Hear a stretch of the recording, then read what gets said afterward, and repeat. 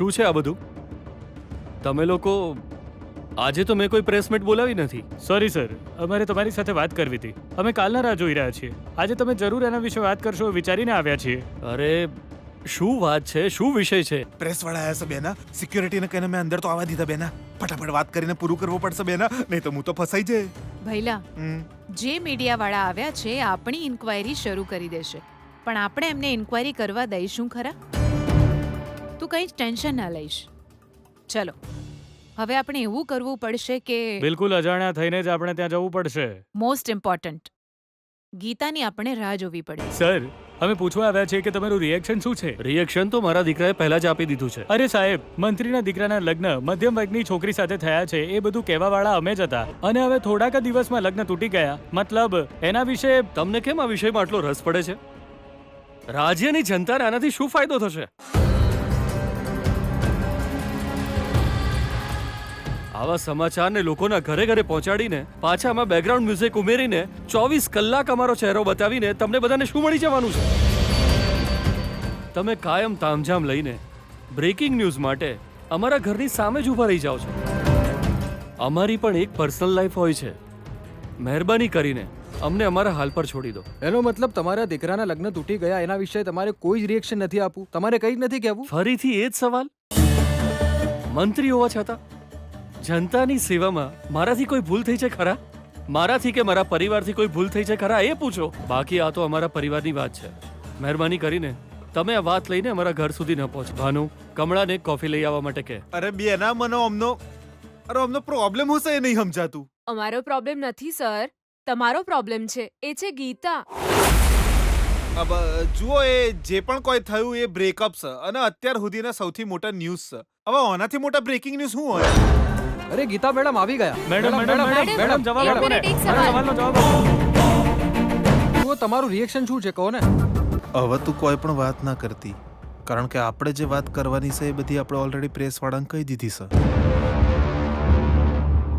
હવે એ કયું તીર ચલાવશે આપણે જોઈએ, એના પછી બીજું કયું તીર ચલાવવું એ આપણે વિચારીશું. એ જરૂર કોઈ એવી વાત કરશે જે એના ફેવરમાં હોય, બસ ત્યારે કાઉન્ટર જેવી રીતે કરવું એ વિચારીશું તો એ બહુ છે. એ શું વાત કરશે? એ બીજી શું વાત કરશે? આપણે જે આરોપ લગાવ્યા છે એ ખોટા છે એમ કહેશે. એવું કહેવા દો, મારી પાસે બધા જવાબ રેડી છે. Very good.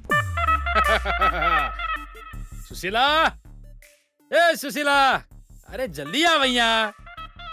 અરે જલ્દી આવ, જલ્દી આવ. આ શું કાચવાની જેમ ચાલે તું? અરે બહુ ઢીલી ભાઈ, જલ્દી આવ. હા, તારી દીકરીએ ખોટો રસ્તો નથી પકડ્યો, સાચો જ રસ્તો પકડ્યો છે. એટલે ગીતા મારી વાતને નકારીને પોતાના પતિના ઘરે નહીં જાય એવું મેં વિચાર્યું હતું, પણ આ તો સીધે સીધી પોતાના પતિના ઘરે જતી રહી. આ જો ન્યૂઝમાં છે, જો. ખબર નહીં ત્યાં એની સાથે શું થશે. એ જે થાય બધું થવા દે. અરે એકવાર મનથી નક્કી કર્યું કે અહીંયા રહેવું છે, પછી જે થાય બધું સહન કરવાનું. પણ આને કારણે જે તક મિસ થવાની હતી ને એ હવે નહીં થાય. એટલે આપણી ગીતાનું અપમાન થશે એ ફિક્સ થઈ ચૂક્યું છે.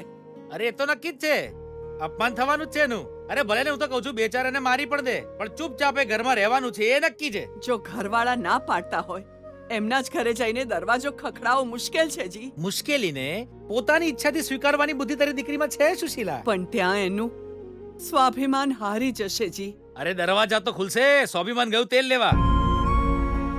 ને હજી પણ હું તને કહું છું, જો એના સાસરી વાળાઓને ખોટા કહેશે ને તો માર ખાશે. એટલે જ હવે તારી દીકરી આવી ભૂલ ના કરે એવી ભગવાનને જઈને પ્રાર્થના કરજા. અરે બધું સારું થઈ જ જશે સુશીલા. અરે આજે તું દાળ ભાત પછી 4 ચમચી ઘી રેડીને ખાય છે ને ના ખાતી, અને એ જ ઘીથી ભગવાનનો દીવો કરી દેજે, અને પછી ભગવાનને પ્રાર્થના કરજે કે ગીતાના મગજમાં થોડી બુદ્ધિ નાખે, ગમે તે રીતે મારી દીકરીને ઘરમાં ફિટ કરી કાઢ. શું થયું મેડમ, તમે કઈ વાત નથી કરી રહ્યા? સાંભળ્યું છે કે તમે આ ઘરની ચાવી માંગી હતી અને સાસુમાને માર્યા પણ હતા, સાચું છે? બેના, આપણા સવાલો તો પ્રેસ વાળા પૂછી રહ્યા છે. હવે એ જો આ આરોપને ખોટા કહેશે તો આપણે હું જવાબ આલવો એ હવે વિચારવાનું ચાલુ કરી દે. જવાબ તો રેડી જ છે ભૈલા, એને ના તો પાડવા દો. તમે ઝઘડો કરીને પતિને છોડીને ઘર પણ છોડીને જતા રહ્યા છો, એ વાત સાચી છે? મામા આ સાંભળીને તો જરૂર ના જ કહેશે. જે ઘરમાં મારું રાજ ના ચાલતું હોય એ ઘરમાં હું નહીં રહું, એ વાત કેટલી યોગ્ય છે મેડમ? તમારા સાસુમાં તમને વહુ નહીં પણ દીકરી ગણે છે, એટલો પ્રેમ કરે છે. શું એ વાત સાચી છે? પણ એક દીકરી થઈને તમે એમને દગો કર્યો યોગ્ય છે? આવું તો અમે પણ નહોતું વિચાર્યું. એના માટે તમે શું કહેવા માંગો છો? 100% ગીતા આરોપના વિરોધમાં બોલશે એની ગેરંટી છે. હવે તો તારું મૌન તોડવું જ પડશે. ગુસ્સો કર, બૂમો પડ, અમે જે કહ્યું છે બધું ખોટું છે એવું બોલ. શું મેડમ, તમે કંઈ જ બોલી નથી રહ્યા? તમે આ જ રીતે મૌન રહેશો તો અમને જવાબ કેવી રીતે મળશે? પતિને છોડીને ઘરને છોડીને જવું એ ખોટું છે? ના સર, કંઈ જ ખોટું નથી. દરેક વાત સાચી છે. પરિવારે મને પ્રેમ અને ઇજ્જત આપી, મને વહુના રૂપમાં સ્વીકારી. એ જ ઘરના સભ્યો સાથે મેં અભિમાનથી વાત કરી છે. એ પરિવારનું મારે આખી જિંદગી અહેસાન માનવો જોઈએ. એ જ ઘરમાં મેં સ્વાભિમાનની વાતો કરીને જે મન ફાવે તે કહ્યું છે સર. એ તો મારો ગુસ્સો હતો સર, મારો ખોટો ગુસ્સો. ગરમ લોહી છે એટલે મેં આ બધાને બહુ જ ખરાબ શબ્દો કહ્યા છે. આ તો સમાજના આંસુ લૂછવાવાળો પરિવાર છે. દિલદાર રાજનેતા મંત્રી સૂર્યપ્રકાશજીનું ઘર છે આ. મારી ભૂલને કારણે આજે આ ઘરના લોકોને મીડિયા સવાલ પૂછે છે. એનું કારણ હું જ છું સર, હું જ. મને માફ કરો સસરાજી, મને માફ. ગીતા, આ હું થઈ ગયું બેના? ટોટલ ડ્રામા કરીને ટ્વિસ્ટ લાવી દીધો આણે તો. આ શું થઈ ગયું યાર? ગીતા આ હદ સુધી નીચે ઉતરી ગઈ? એ હંમેશા ટણી કર્યા કરતી હતી, પણ આજે સીધી ચૂપચાપ જઈને એમના પગમાં પડી ગઈ. યાર, રહેવા માટે જ્યારે કોઈ જગ્યા ના હોય તો હાર માની લે વ્યાજબી છે યાર. એનો મતલબ આટલા દિવસથી જીતીને શાંતિ રહેવા વાળી ગીતા ગુલામની જેમ એ ઘરમાં કેવી રીતે રહેશે? કેવી રીતે રહેશે તો જુદી વાત છે યાર, પણ પહેલા તો એ વિજયના ઘરમાં હોવી જ ના જોઈએ. એ તને શું પ્રોબ્લેમ છે એમાં યાર? વંદો આપણું કંઈ જ નહીં બગાડશે ખબર છે, તો પણ એને આપણા શરીર પર ખુલ્લેઆમ ફરવા દઈશું ખરા? બકા, તારી વાતમાં પોઈન્ટ તો છે, પણ મને એવું લાગે છે કે ગીતા એ જ ઘરમાં રહેશે તો ગીતા શું કરશે એ વિચારીને વિજય ચિંતામાં રહેશે કે પછી તકલીફ પહોંચાડવાના પ્લાન કર્યા હશે. ખરેખર યાર, પહેલા તો આપણે પાર્ટી કરતા કરતા આરામથી ફરતા હતા, પણ હવે એ ગીતાના આવ્યા પછી હંમેશા એની જ વાતો કરીએ છીએ. હવે આપણા વિજયે શું કરવું જોઈએ? ઈ પગ પકડવા આવેલી છોકરીને લાત મારીને કાઢી મૂકવી જોઈએ.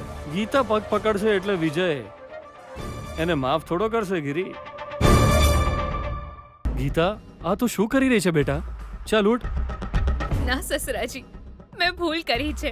મેં બહુ મોટી ભૂલ કરી છે. તમે મને જ્યાં સુધી માફ નહીં કરો ત્યાં સુધી હું તમારા પગ નહીં છોડું સસરાજી, નહીં છોડ. ગીતા, પહેલા ઊભી થઈ. મને માફ કરી દો, મને માફ કરી દો. મારા અને વિજય વચ્ચે એક નાનો ઝઘડો થયો હતો, એ પણ મજાકમાં. એ મજાક ઝઘડામાં બદલાઈ ગયો. મારા મમ્મી પપ્પા આવ્યા હતા ને, એમના વિશે વિજય બહુ ખરાબ બોલી ગયો હતો. મને ગુસ્સો આવી ગયો સસરાજી, અને હું લડી પડી. બિચારા સાસુમાં અમને રોકવા આવ્યા હતા. તમે વચ્ચે ન પડશો એમ કહીને મેં ગુસ્સો કર્યો. સોરી સાસુમાં. સ્વાભિમાની છોકરીને સલાહની જરૂર નથી એમ કહીને બૂમ. સોરી સાસુમાં.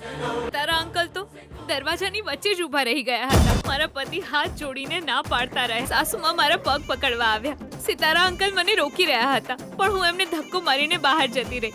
Sorry Sitara uncle. આ કોઈ સામાન્ય ઘર નથી. મારા સસરાજી દેવતા છે, મારી સાસુમાં દેવ. મારો પતિ તો કરોડોમાં એક છે, અને સિતારા અંકલને કારણે ઘરમાં ખુશી છે. હું કહું તો આ એક મંદિર છે. આવા મંદિરમાં તો કચરો વાળવા માટે પણ નસીબ જોઈએ. વહુ થઈને મારે આવી ભૂલ નહોતી કરવી જોઈએ. તમારા બધાના મનને કેટલી ઠેસ પહોંચી છે એ મને ટીવી જોઈને ખબર પડી. તોય મારું અભિમાન જરાય ન ઉતર્યું. પણ હું કેમ તમારા ઘરે આવું એમ જ વિચાર. પણ પિયરમાં હું મારી આંખો બંધ કરું તો એક આંખમાં સાસુમાં અને બીજી આંખમાં સસરાજી દેખાતા હતા. જુઠ્ઠું બોલવામાં તો ગીતા આપણા કરતા આગળ નીકળી બેના. ચૂપ હોવ તો. ગીતા બેટા એવી સિતારા અંકલની પ્રેમભરી બૂમો સંભળાવી. જો કોઈ કાર આવે તો એવું લાગતું કે મારા પતિ મને શોધતા આવ્યા છે. મારા અભિમાને કહ્યું, ગીતા તું હારીશ નહીં, તું ના હારીશ. પણ એ અભિમાન ખતમ થઈ ગયું એક ફોન કોલના કારણે. એ કોલ મારા પતિનો હતો. આ મારી પર્સનલ વાત છે, પણ વાંધો નહીં. મારા મારા પતિ વિજયે શું કહ્યું એ વાત આખા સમાજને ખબર પડવી જોઈએ. એટલે કાલે રાતે એમણે મને શું કહ્યું એ બધું તમને સંભળાવી રહી. તું મને કેવી રીતે છોડીને જઈ શકે છે ગીતા? તું તો મારી જિંદગી છે એવું વિચારીને મેં પ્રેમ કર્યો હતો તને. મેં તને બહુ ચાહી છે ગીતા, અને તું મારા પ્રેમને ઠુકરાવીને જતી રહી ગીતા. તને મારી યાદ નથી આવતી. 100% કહું છું, તારા વિના હું જીવી નહીં શકું હવે. મારી મમ્મા તને યાદ કરે છે, બહુ જ યાદ કરી રહી છે ગીતા. અને મારા તરફથી last good night and last good bye. હવે તમે કહો તમે.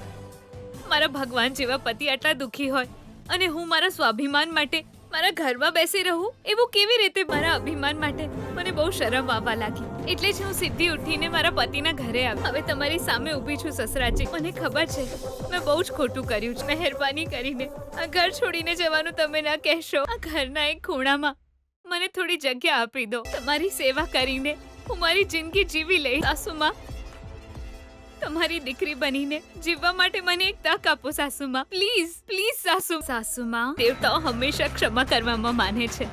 આ સામાન્ય માણસની ભૂલને માફ કરી દો સાસુમાં. મારી કરેલી ભૂલ માટે મને થપ્પડ મારી લો સાસુમાં. મારો. ગીતા શું કરી રહી છે? આ તરફ આવ ગીતા, આ તરફ આવ. મને ખબર છે ગીતા, તું આવું કામ ક્યારેય ન કરી શકે. એવું મેં પણ કહ્યું હતું આ લોકોને. હશે, જવા દે બધું. ખરાબ સમય હતો, ભૂલી જા. જોઈ લીધું ને? તમારા બધા જ સવાલોનો આ જ જવાબ છે. ભાનુમતી, હાજી. તું તારી વહુને સ્વીકારી લે. સાસુમાં, મહેરબાની કરીને મને માફ કરી દો. જરૂર માફ કરશે બેટા.